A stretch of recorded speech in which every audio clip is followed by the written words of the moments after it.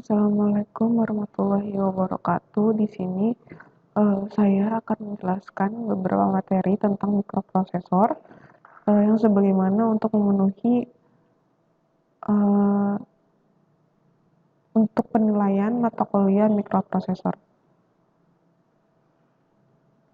Yang pertama di sini ada instruksi mikroprosesor.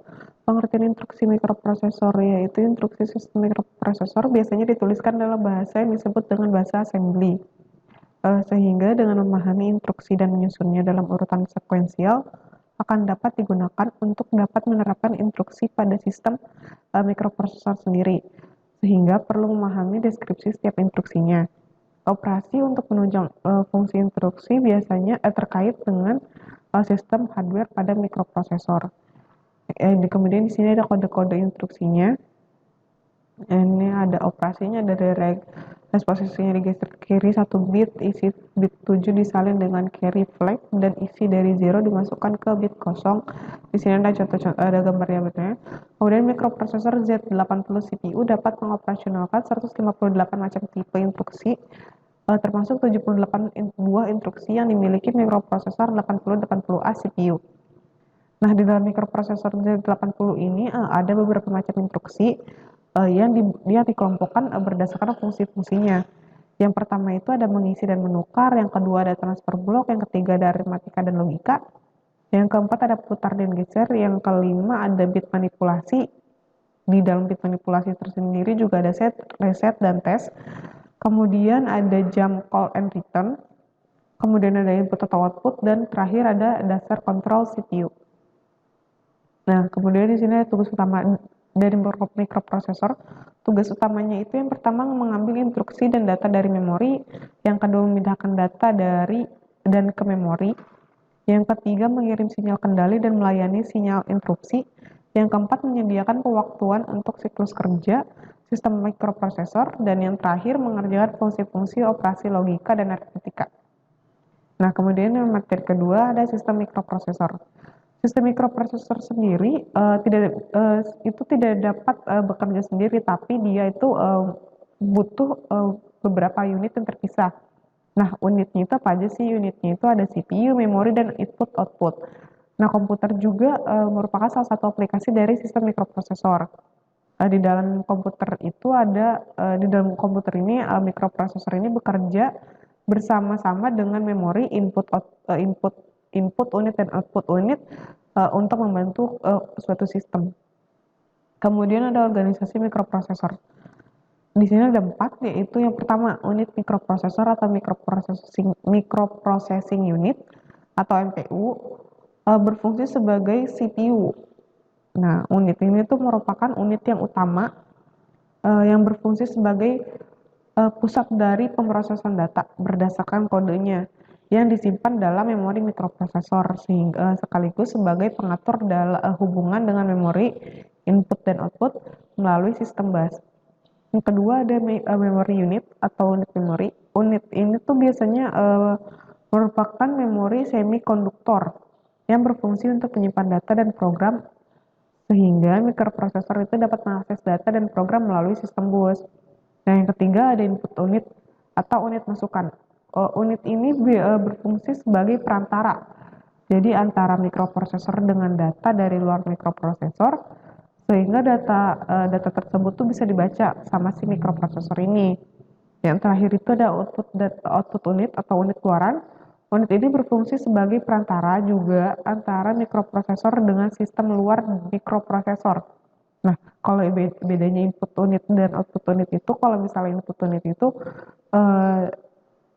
perantara dari luar mikroprosesor, kalau output unit itu antara mikroprosesor dengan sistem di luar mikroprosesor. Nah, agar data dikirim keluar oleh mikroprosesornya. Kemudian di sini ada pengertian bus. Bus itu adalah subsistem yang berfungsi mengirimkan data antar komponen dalam mikroprosesor atau antar komponen dalam komputer. Nah, berbeda dengan hubungan point to point, bus itu dapat menghubungkan beberapa komponen melalui jalur yang sama. Jadi tiap bus itu terdiri dari satu kabel atau penghubung. Dalam sistem mikroprosesor, bus merupakan satu set konduktor atau kabel yang berfungsi menghubungkan antar komponen dalam sistem mikroprosesor. Sehingga bus dapat dianalogikan sebagai jalan yang menghubungkan antar tempat, antar gedung, dan lain-lain. Nah, dalam sistem digital ini hanya ada dua kemungkinan logika pada suatu jalur. Yang pertama itu yaitu ada 0 dan 1, sehingga untuk satu jalur konduktor kemungkinan keluaran adalah 0 atau 1. Jadinya ada dua kemungkinan nih. Nah, ini bisa dilihat bus pada mikroprosesor. Ini contoh, ini gambaran contoh bus yang ada pada mikroprosesor. Nah, mikroprosesor terdapat 3 bus, yaitu ada bus data, bus alamat, dan bus kontrol. Nah, untuk bus data sendiri yaitu adalah lintasan bagi perpindahan data antar modul yang memiliki jumlah saluran terkait dengan panjang kata. Nah, kalau untuk bus alamat itu digunakan untuk menspesifikasikan sumber dan tujuan data pada bus data. Dan yang terakhir bus kontrol yaitu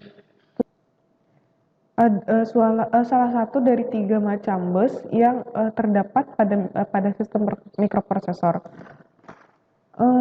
Bus kontrol itu biasanya itu jalur yang digunakan untuk menyalurkan si sinyal kontrol ini. Contohnya itu sinyal baca memori dengan sinyal tulis memori. Nah, kemudian ada AVR dan bahasa C. Pengertian AVR dan bahasa C. AVR dikembangkan secara khusus untuk dapat diprogram menggunakan bahasa assembly dan bahasa pemrograman C. Bahasa C adalah suatu general purpose programming language yang dapat digunakan dengan mikroprosesor atau microcontroller apapun.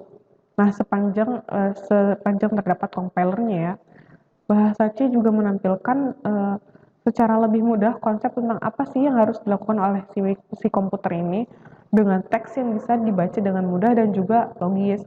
Nah, setelah menguasai bahasa C, secara umum itu tuh dapat berpindah dari satu microcontroller ke yang lain dengan lebih mudah. Kemudian juga mampu menyusun program yang mudah dipahami dan dikembangkan dengan lebih cepat. Kemudian ada preprosesor. Preprosesor ini apa sih? Preprosesor ini biasanya digunakan untuk menyertakan teks dari file lain. Contohnya, header file yang berisi library akan digunakan dalam programan dengan hashtag include file.hex. Nah, biasanya itu digunakan untuk mendefinisikan makro dengan hashtag define. Nah, di sini juga ada konstanta dan variabel. Deklarasi konstanta dan variabel berisi tentang apa sih nama konstanta dan variabel. Nah, tipe data apa sih yang digunakan serta nilai awalnya kalau jika ada nilai awalnya. Untuk penulisan konstanta mengikuti aturan. Yang pertama, integer ditulis dengan format desimal biasa. Yang kedua, biner dengan awalan 0B.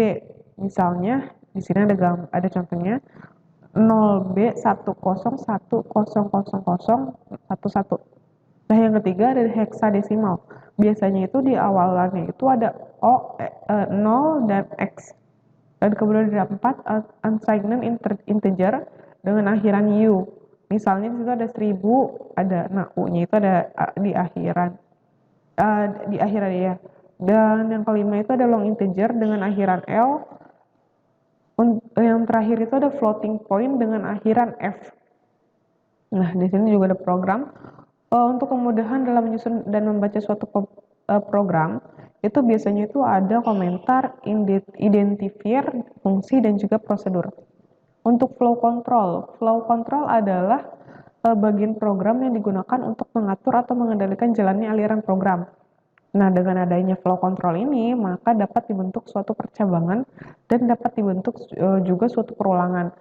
Nah, flow control ini ada yang bersyarat atau kondisional dan ada juga yang tidak bersyarat atau unconditional. Nah, di sini ada beberapa contoh. Ini untuk contoh if then, bentuk umumnya, ini bentuk pembentukannya seperti ini ya, algoritmanya. Bentuk umum if kondisi pernyataan contohnya di sini ada if A lebih kecil dari 0 kali X 50. Kemudian PORTD sama dengan 0xFF dia. Ini alur si if then. Kemudian ini alur if then else, kalian bisa dilihat sendiri contohnya untuk si if then else. Kemudian di sini ada switch case. Switch case ini jadi dia men-switch, jadi dia kayak bisa dibilang semacam uh, putar balik kayak gitu, ya semacam kayak gitu lah. Ini di sini contohnya, kemudian di sini ada switch case default, bisa dilihat juga seperti apa. Nah, kemudian di sini ada bentuk for dan while. Di sini bisa dilihat juga contohnya, ini untuk for, ini untuk while. Kemudian ini ada do while. Nah, di sini ada flow control lainnya. Ada 4. Yang pertama, break digunakan untuk menghentikan atau mengeluarkan dari suatu blok program. Yang kedua, ada continue digunakan untuk melakukan kembali proses perulangan dari awal. Yang ketiga, ada go to label. Biasanya itu digunakan untuk melakukan loncatan ke label yang sesuai. Dan yang terakhir ada super loop. Super loop itu perulangan yang terus-menerus tanpa syarat. Kemudian ada operator dalam C itu bahasa C ya. Operator adalah suatu simbol yang menyatakan suatu operasi tertentu dalam bahasa C. Ada 3 kelompok. Yang pertama, unary, yaitu operator yang beroperasi pada suatu operan. Yang kedua ada binary, yaitu operator yang beroperasi pada 2 operan. Dan yang ketiga ada ternary, yaitu operator yang memerlukan 3 atau lebih operan. Nah, di sini ada contoh operator aritmatikanya, di sini ada simbolnya, di sini ada contohnya, dan aritmatikanya itu seperti apa.